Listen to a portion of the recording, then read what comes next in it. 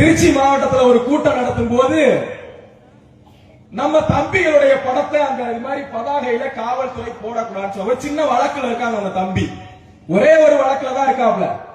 அந்த படத்தை பதிவு பண்ணக்கூடாது அப்படின்னு சொல்லி காவல்துறை பிரச்சனை. நான் கேட்டேன், ஏங்க இந்த தம்பியோட படத்தை போடக்கூடாதுன்னு சொல்றீங்க, பாஜகவுல கருப்பு முருகானந்தமே ஒரு கொலை குற்றவாளி தான், கொலகார பாவி தான் அந்த பையன், அவன் படத்தை போட வேணாம்னு சொல்லுவீங்களா ஐயான்னு நான் கேட்டேன். இதுல ஏதாவது தவறு இருக்கா? இதெல்லாம் தவறு இருக்காங்க. நான் கேட்டதுக்கு ஆதாரம் இல்லாம இல்ல போய் கம்ப்ளைண்ட் கொடுக்கிறான் பாஜக.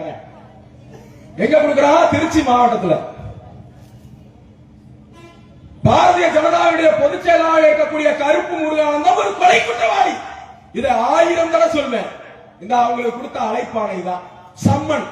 கோர்ட்ல இருந்து கருப்பு முருகானந்தத்திற்கு கொடுக்கப்பட்ட சம்மன் இதுதான். நீ கொலை குற்றவாளியா இல்ல தேச தியாகியா சொல்லு. நீ தொட்டுக்க கூடாது, எங்களை தொட்டுட்ட சின்ன பின்னமாக போற, சின்ன பின்ன ஆக போற. இல்ல கருப்பு முருகானந்தம் தான் பாஜகவுடைய முகமா?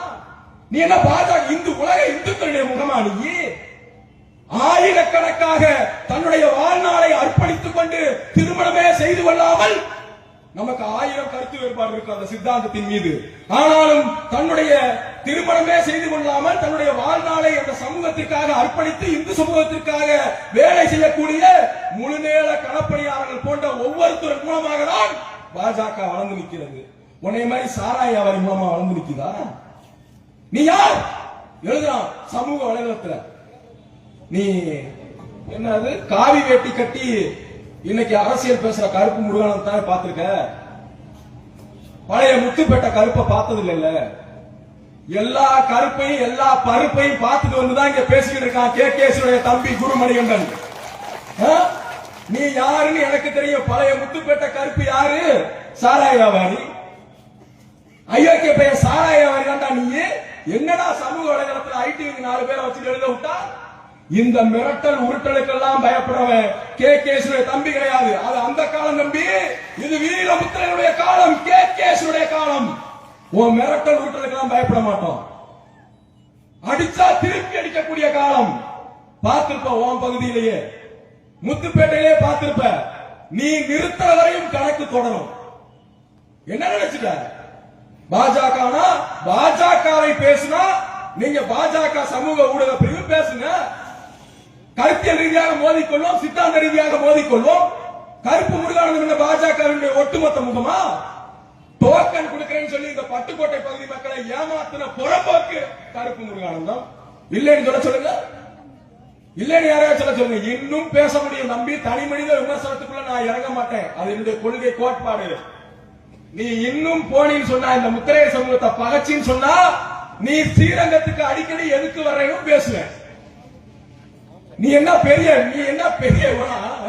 ஸ்ரீரங்கத்துக்கு எதுக்கு அடிக்கடி வர்ற? வர்ற இடத்திலேயே பிடிப்பேன், வர்ற இடத்திலேயே பிடிப்பேன். பாத்துங்க. கமிஷன் முருகானந்தம் பேசினாரு. உண்மையிலே அவர் கமிஷன் முருகானந்தம் தான். நான் சொல்லலைங்க. இவர் கொலை குற்றவாளின்னு நான் சொல்ல. அவர் கொடுத்த அபிடவிட், அவர் தேர்தல் நேரத்தில் கொடுத்த அபிடவிட்ல இருந்து அவர் சொன்னதின் அடிப்படையில் 33 வழக்குகள், கொலை முயற்சி வழக்குகள் உட்பட 33 வழக்குகள் அவர் மேல இருக்கு. அவர் ஒரு கொலை குற்றவாளின்னு அவரே ஒத்துக்கிட்டாரு. பேப்பர்ல வந்திருக்கு. நான் சொல்லுங்க 33 வழக்கு இருக்குல்ல. நீ என்னமோ தேச தியாகி ரேஞ்சுக்கு பில்டப் பண்றாயா? போய் கம்ப்ளைண்ட் கொடுத்தா நாங்க பார்க்காத வழக்கா? நாங்க பார்க்காத வழக்கான்னு கேட்கிறேன். 40 வழக்கு இருக்கு. 41வது வழக்கு போடா மயின்னு போய்கிட்டே இருப்பேன். நாங்க பார்க்காத வழக்கா? நாங்க பார்க்காத ஜெயிலா? என்ன பண்ணிட முடியும்? புதுசா கே.கே. செல்வகுமார் ஒரு மகத்தான தலைவன், மக்கள் தலைவனை நீங்க இழந்து விட்டீங்கிறத உணரணும். அதுக்காக தமிழகம் முழுக்க இந்த மக்கள் மத்தியில நாங்க பேசுறோம். நீ விநாயகர் சதுர்த்தி நடத்தி முத்துப்பேட்டையில கருப்பு முருகானந்தம் இருக்கிற வரைக்கும் விநாயகர் தீவிரவாதியா தான் இருப்பார். என்ன விநாயகர் நம்பூர்ல இவங்க பாவம் அரச மரத்தடியில அவர் பாட்டுல உட்கார்ந்து இருக்காரு. யாராவது போலீஸ் பாதுகாப்பு இருக்காங்க? அரச மரத்தடியில அவர் பாட்டுல உட்கார்ந்து இருப்பாரு. சாத்வீகமான தெய்வம். போய் கும்பிட்டீங்கன்னா முழு முதல் கடவுள் என்ன கும்பிடுறீங்களோ உடனடியா நடக்கும். ஆனா விநாயகர் சதுர்த்தி நேரத்துல இவனோட மதவெறி அழிப்புக்கு அங்க இருக்கக்கூடிய இஸ்லாமியர்களை பழிவாங்க வேண்டும் என்ற நோக்கத்தில் அங்க மிகப்பெரிய சமூக பதட்டத்தை சட்டத்தை உண்டாக்குறான். விநாயகர் அப்படியே தீவிரவாதி மாதிரி 10 மாவட்டத்து எஸ்பி விநாயகருக்கு பாதுகாப்பு, ஒரு ஐஜி பாதுகாப்பு. ஏன்னா இங்க இருக்கக்கூடிய முத்துப்பேட்டை இருக்கக்கூடிய இஸ்லாமியர்கள் அரபு நாட்டில இருந்து இறக்குமதி பண்ணிட்டானா? அங்க இருந்து இறக்குமதி பண்ணப்பட்டவர்களால தொப்புள் கொடி உறவுகள். ஒரு 3 தலைமுறைக்கு முன்னாடி அவன் முத்திரையா இருந்திருப்பான், பல்லனா இருந்திருப்பான், பறையனா இருந்திருப்பான். அவனை நீ பிரித்தாலும் நினைக்கிற பாரு உன் அரசியல் வெறுப்புக்காக. ஆனா காவல்துறை என்ன சொல்லுது? அங்க ஒரு ஆதிக்கத்துக்கு எதிராக போராடி களத்திலே பலியானவர் மாவீரன் முத்துப்பேட்டை ராஜேஷ் அவர்கள். அவருடைய நினைவேந்தலுக்கு நாம நினைவேந்தலை கடைபிடிக்கணும்னு நினைக்கிறோம். நினைவேந்தலுக்கு தலைவர் அவரோட கலந்துக்கிறோம். பேரணி கூட நடத்தல. உங்களுடைய கோரிக்கையை ஏற்று ஒரு 4 பேர் மட்டும் தலைவரோட கலந்துக்கிறோம்னு கேட்டா சட்டம் ஒழுங்குக்கு பிரச்சனை வருமா? அப்ப உங்க கருப்பு முருகானந்த முத்துப்பேட்டையில விநாயகர் சதுர்த்தி நடக்கும் போது எந்த ஒழுங்குக்கு பிரச்சனை வருது? சட்டம் ஒழுங்குக்கு அப்ப பிரச்சனை வரலையா? எப்படி 10 மாவட்டத்துக்கு போலீஸ் அணி பாதுகாப்பு போடுற, ஐஜி தலைமையில பாதுகாப்பு போடுற, சாராய வியாபாரிக்கு இன்ன வரைக்கும் தனி பாதுகாப்பு அதிகாரி போட்டு வச்சிருக்க? எப்படி இதெல்லாம் நடக்குது? அப்ப ஒரு பெரும்பான்மை சமூக மக்கள் கேள்வி கேட்காம இருந்தா என்ன வேணாலும் செய்யலாம் நினைக்கிறான். கேள்வி கேட்கும் போது உடனடியாக மிரட்டல். யதார்த்தமாக ஸ்ரீரங்கத்துல பேசணும். உண்மையிலேயே அந்தால பேசணும் இல்ல. திடீர்னு எனக்கு ஞாபகம் வந்துச்சு, ஏண்டா கொலை குற்றவாளி படத்தெல்லாம் போடக்கூடாதுன்னா கருப்பு முருகானந்தம் ஜாம்பவானுடைய நேரு கொலையில சம்பந்தப்பட்டவர்களா அவர் கொலை குற்றவாளி, அவர் படத்தை போடக்கூடாதுன்னு சொல்லியான்னு கேட்டேன். இல்ல அப்படியே விட்டுருந்தா நான் பாட்டுல நான் போயிருப்பேன், இந்த மக்களுக்கான அரசியல் கருத்தை பேசிட்டு போயிருப்பேன். இவனுங்க என்ன பண்ணிட்டாங்க?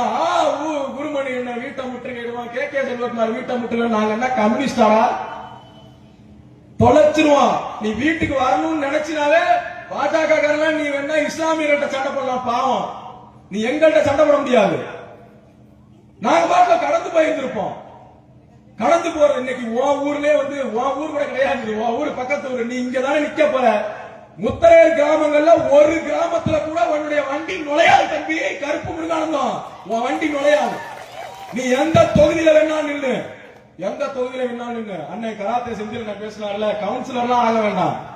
நீ வா பாஜக, நீயும் கூட்டணி போடாத, நாங்களும் கூட்டணி போடல. நீயும் பட்டுக்கோட்டை தொகுதியில நின்று எங்க அன்னை கராத்தே செந்திலையும் பட்டுக்கோட்டை தொகுதியில் நிக்கிறோம், நிக்க வைக்கிறோம். உன் கொள்கையை நீ சொல்லு, அவரும் தமிழக கொள்கையை சொல்லி வாக்கு கேட்கட்டும். நீ ஜெயிச்சனா நான் இனிமே இந்த மேடையில பேசவே விட்ட வேண்டாம். ஏன்னா அவ்வளவு பெரிய மக்கள் சக்தி படத்த தலைவர் நினைக்கிறியா? எப்படி கொள்ளடிச்ச சாராய வியாபாரிக்கு எப்படி 2 கோடி ரூபாய் சொத்து தான் கணக்கு காமிச்சிருக்காப்ல. கிட்டத்தட்ட 200 கோடி ரூபாய் சொத்து ஒன்றைக்கு இருக்கு. எப்படி வந்துச்சு? எல்லாத்துக்கும் மூலதனம் ஐயன் விநாயகர்.